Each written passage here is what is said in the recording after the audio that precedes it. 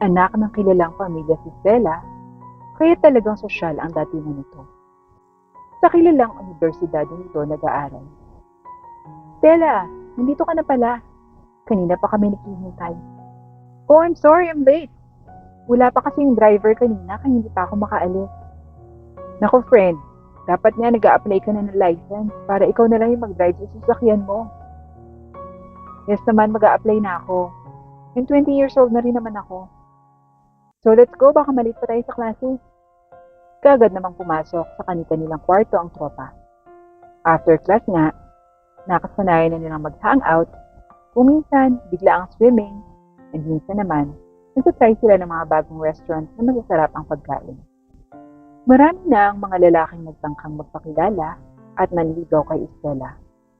Girl, type ka ata ng server oh, kanina pa nakatingin sa'yo. Ani Vicky. Ay naku, di ko siya type. Alam mo naman ang standards ko, girl. Sagot naman ni Stella. Sabay silang nagtawanan at umalis ng coffee shop. Pagka-uwi ng dalagang si Stella, naabutan na naman niya ang mommy at daddy niya na nag-aaway. Ano na naman po ba to? Palagi nilang pag-uwi ko. Lagi kayong ganito. Mom?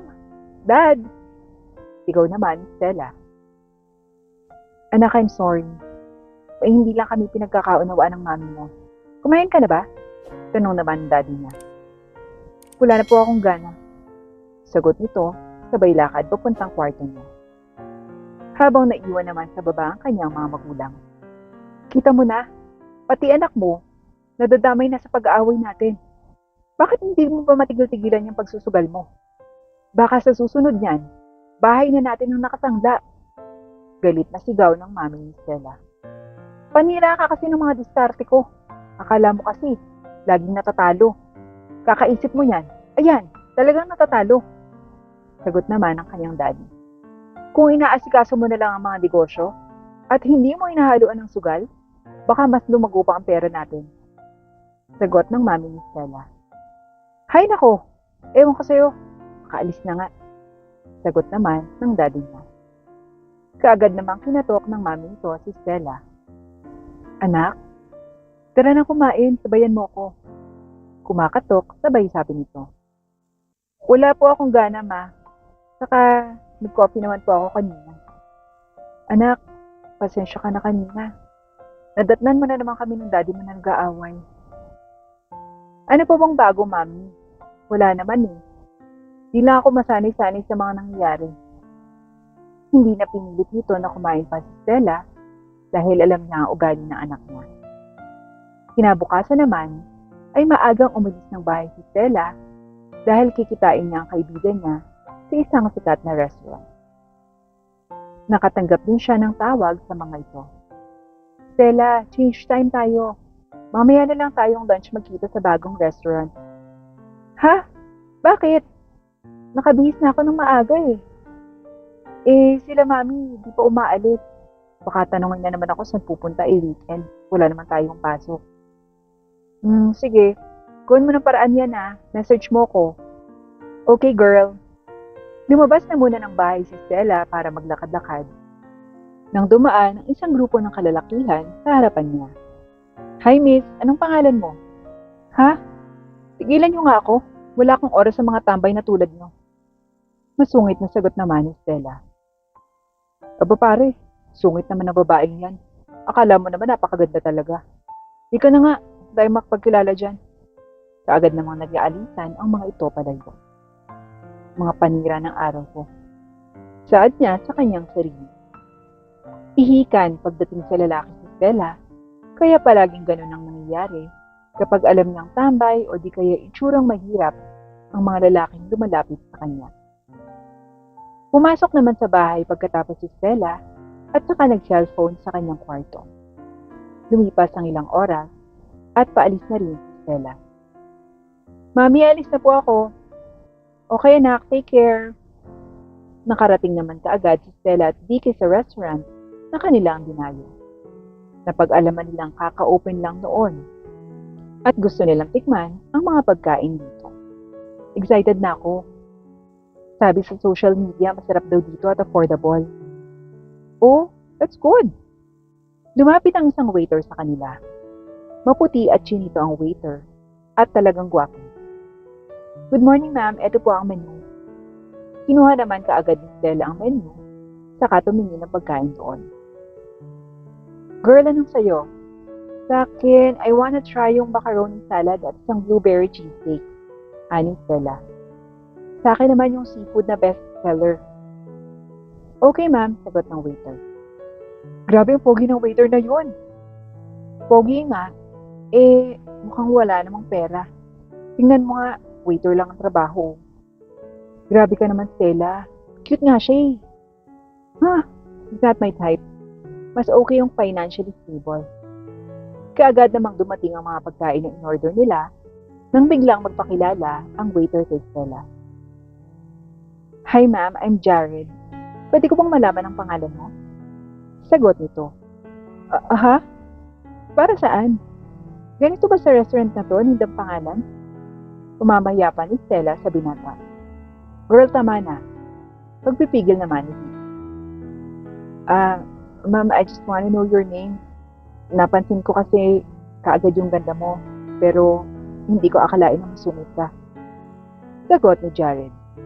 Oo, dahil hindi ako nakikipagkilala sa mga hindi ko ka-level. You're not my standard. Sagot pa ni Stella. Mata pobre ka rin pala. Di bali na lang, miss. Sagot naman ni Jared. Kaagad na umalis si Jared sa lamesa ng dalawang dalaga at saka pumasok sa opisina niya. Girl, grabe naman yung ginawa mong pamamaya dun sa boy. Sagot ni Vicky. Diyan mo nga para tumigil agad. Mamaya niyan, mag-stalker ko pa yan. Ani Stella. Pinalaki si Stella ng kanyang mami na laging sinasabi na humanap ng lalaking financially stable dahil kung mahirap lang ang babag sa kanya. Kahit gano'n na lamang kung mamili at magsalita ito. In fairness, masarap ang food nila dito. Oo nga, eto tikman mo yung seafood nila. Ang sarap. Aba, nga ang sarap ah.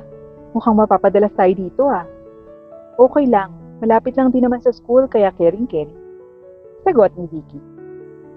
Pagkatapos silang kumain, ay dumiretso naman sila sa mall upang mag-shopping ng mga bagong dress at bag nang makita ulit nila ang lalaking waiter kanina. Nagulat sila dahil mukhang boss ang itsura nito ngayon at bumibili ito ng bag. Stella, tara pasok tayo dun sa bilihan ng bag. Curious ako sa lalaking waiter na yan. Okay, sige tara. Pagpasok nila, narinig nilang nagbabayad nito. Sir, 250,000 po lahat. Sabi ng cashier. Okay, tumatanggap naman kayo ng credit card, di ba? Wala kasi akong cash na dala eh. Yes sir, we accept card payment. Kaagad na sinwipe ng cashier at gulat na gulat sila Vicky at Stella. Totoo? Waiter yun ah. Paano makakabili ng pag dito? Tanong ni Stella. Ewan ko din. Well, good for him dahil afford niya yan. Oh well, yes, totoo naman. Sagot ni Vicky. Namili na rin sila ng mga bag at bagong damit at inabot na nga sila ng hapon sa pamimili. O paano girl, andyan na yung driver ko. Sabay ka ba? Tanong ni Vicky. Hindi na girl, iba naman yung way ko eh. Magta-taxi na lang ako. Ani Stella. Okay, ingat girl. Sabay beso at yakap.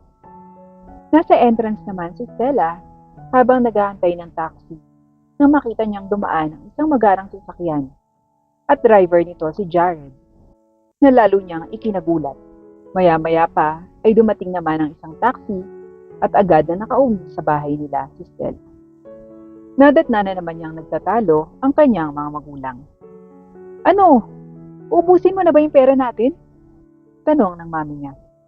Wala kang pakialam ha? Sagot ng daddy niya. Binuksan niya ang pinto. Andyan ka na pala anak. Yes mami. Di pa nga ako nakakapasok ng bahay. Dinig na dinig ko na kayo ni daddy. Pera na naman ang problema niyo. Sagot ni Stella. Sige na anak, umakyat ka na at magpahinga. Dapat naman ang daddy niya. Mom, Dad, tama na po yan. Saad ni Stella. Sabay akyat na rin sa kanyang kwarto. Tinawagan naman niya si Vicky Hello girl, alam mo ba, kanina sa entrance ng mall, nakita ko yung waiter na si Jared. Nakasakay sa isang magarang kotse. Grabe, ani Stella. Aba talaga? Mukhang mayaman talaga siya. Baka part-time job lang yung pag-waiter niya. Sagot ni Vicky. Baka nga. Ano, mukhang nagbabago na yung tingin mo sa kanya. Dapat mag-sorry ka sa pamamaya mo sa kanya, girl. Aba, bakit ako mauuna? Hayaan mo na. Kung mayaman siya, edi mayaman. Nang sumunod na araw, ay maagang nagtungo ng eskwelahan si Stella dahil maaga ang unang klase niya. Muli niyang nakita sa eskwelahan nila ang lalaking si Jared kasama ang isang babae. Thank you po, ma'am. Bali makakapag-start na din po pala ng pasok bukas yung pinsan ko. Sagot ni Jared. Yes naman, iho. Okay naman na lahat ng grades niya sa dati niyang school. Ang unang SEM, kaya wala naman tayong problema dyan. Sagot ng principal. Mabuti naman po. Sige po, mauna na po kami. Aba, mabait din pala. Pinag-aaral niya yung pinsan niya? Tanong ni Stella sa sarili niya. Habang naglalakad naman, ay kausap niya sa telepono si Vicky, ay nakabanggaan niya si Jared at nagkalat ang gamit ni Stella. Sorry, di kita nakita. May kausap kasi ako. Sagot ni Stella. Next time tumingin ka sa harapan mo ah. Okay. Sorry. And about nga pala sa inasal ko last week sa restaurant. I'm sorry. Stress lang ako kaya sa'yo ko nabunton lahat. Sagot ni Stella. Okay. Apology accepted. Huwag masyadong damdamin ang problema. Take it easy, Stella. Ha? Kilala mo na pala ako? And by the way, thank you, Jared. Umiti lamang nang nakakaloko si Jared kay Stella. Napag-isip-isip ni Stella na mali ang ginawa niya sa binata at mukhang mabait naman ito. Hello, Stella. Andyan ka pa ba? Tanong ni Vicky. Oo. Pasensya ka na, nabangga ako eh. O paano ba yan? Kita na lang tayo sa restaurant ngayong lunch ha? Gutom na ako eh. Okay, sige. Pagdating doon, ay kaagad na umorder ng pagkain ng dalawa at taking gulat nila nang mag-serve sa kanila ay si Jared pa rin. Here's your order, ma'am, and blueberry cheesecake for you, Stella. Treat ko yan. Sagot ni Jared. Huh? Salamat, Jared. You can join us. Yaya naman ni Stella. Sure. Wait a minute. Nagtingin na naman sila Vicky at Stella at saka ngumiti.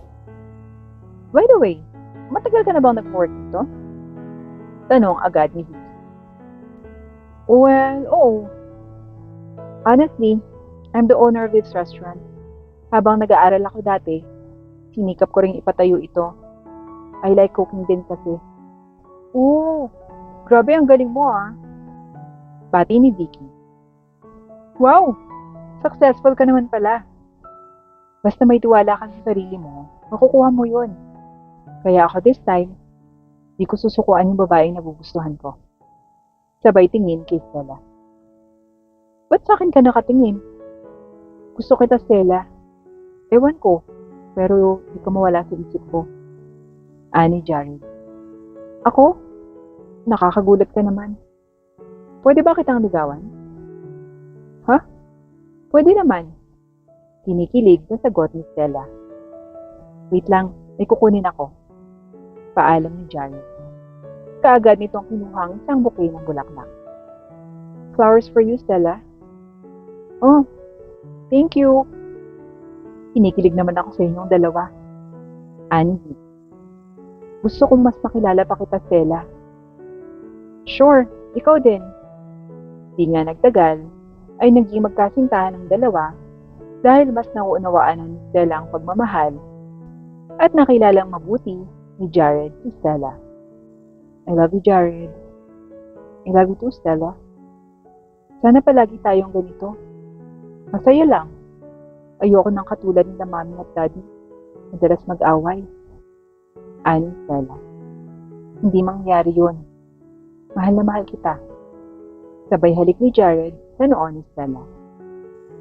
Siya, tara na nga kumain. Matikman tong bagong recipe mo. Masarap yan. Niluto ko yan ng buong pagmamahal. Sagot ni Jared. Ang sarap nito. Grabe, tataba ako nito eh. Sabi ko naman sa'yo, okay lang, kahit tumaba ka ng sobra, walang problema. Aba, talagang patatabain mo ko ah. Masarap akong magluto, kaya dapat ikaw yung unang titikim ng mga niluluto ko. Ang sweet mo naman. Kaya't huwag tayong basta-bastang manghuhusga at mangmamata ng ibang tao. Palaging kilalaning mabuti ang isang tao para hindi makasakit.